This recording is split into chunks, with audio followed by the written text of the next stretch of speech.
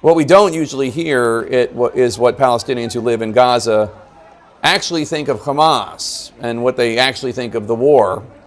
That's why our next guest is here. His name is Joseph Braude. He's president of the Center for Peace Communications. And Joseph, your group has produced a series of videos called Whispered in Gaza, featuring the voices of ordinary Palestinians. Here's an example.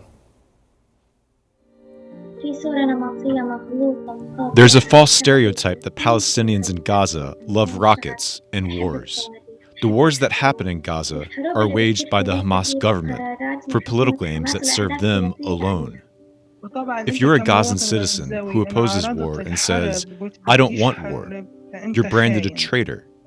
It's forbidden to say that you don't want war. They exploit us under the pretext of resistance. Consider the wars that happened in 2008, 2012, 2014, and 2020. They made profit out of it, and only the people suffered.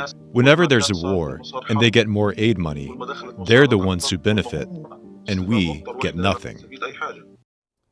It's so important for the world to hear those voices, Joseph. Tell us more about how you recorded that and what the purpose of your group is.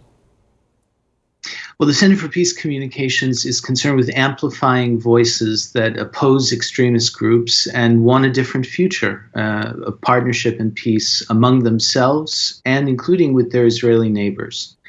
And there are a lot of Gazans, Jake, who oppose Hamas. Some of them had the courage to wage anti-Hamas street demonstrations in 2019 and again as recently as July of this year.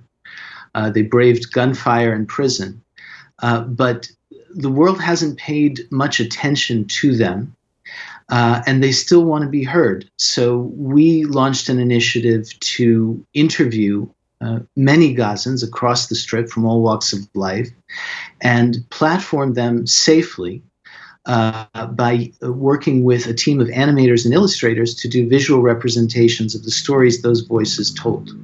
Here's a clip from another one of your projects. These were recorded about 2 weeks into the Israel-Hamas war. At this time, as a person living in the prison that is Gaza, my prime and immediate enemy is Hamas, not the occupation. I have no house, no life, nothing. We're condemned to suffer because of this stupid organization.